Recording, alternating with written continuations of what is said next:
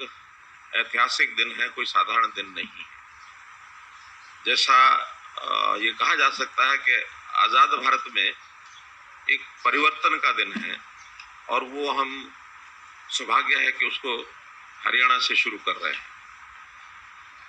व्यवस्था परिवर्तन की जो बात हमने वर्षों पहले कही थी, जिसके लिए लगातार मेहनत की, और उसका परिणाम कब निकलेगा उस समय मेरे से भी पूछा जाता था तो मैं बता नहीं पाता था।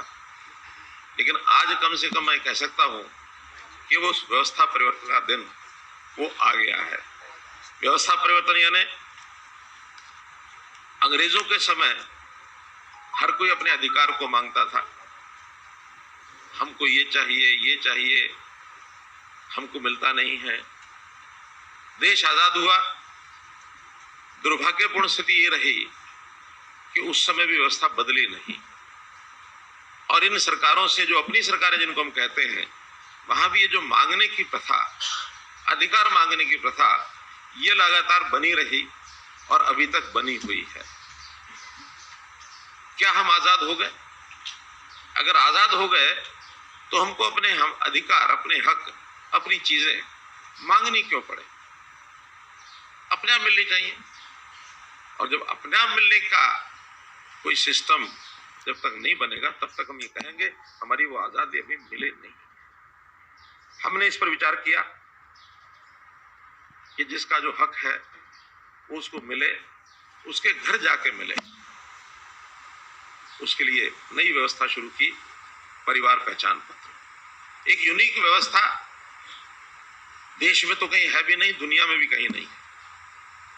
अभी तक आधार नाम से हमने सिटीजन की एक पहचान बनाई और उसका लाभ जितना भी एक सीमित मात्रा में उनको हो रहा है, लाभदायक हुआ है वो भी।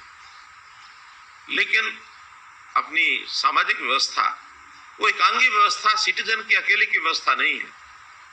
ये व्यवस्था परिवार की व्यवस्था है और बहुत योजनाएं वो हमारी परिवार से जुड़ी हुई है। चाहे वो बीपीएल के कार्ड की व्यवस्था हो, चाहे आज हमने आयुष्मान भारत की व्यवस्था में परिवार को एक इकाई माना है, चाहे उस परिवार की आर्थिक दृष्टि को देख करके उसकी पेंशन आदि की बात हो, उसको मकान देने की बात हो, तो परिवार की टोटल स्थिति क्या है, उसमें से ये जो परिवार पहचान पत्र की व्यवस्था बनी, इस परिवार पहचान पत्र की व्यवस्था के माध्यम से एक परिवार की सामाजिक स्थिति, आर्थिक स्थिति, अन्य सब स्थितियां, परिवार का साइज, उसकी आवश्यकताएं और आवश्यकताओं के साथ साथ परिवार की कोई विशेष क्षमता, ऐसी भी जानकारियां मिलेंगी तो समाज के लिए उसका भी उपयोग किया जा सकता है। तो इस प्रकार से आज जो ये कार्यक्रम हमने किया है, इसको मैं एक कहावत के नाते, जैसे कहावत कहते हैं ना कि प्यासा कुएं के पास जाता है, लेकिन आज हम उस कहावत को बदल रहे हैं। क्या सरकारी कुआं हर गरीब प्यासे के पास जाएगा, उसके घर जाकर के उसकी आवश्यकता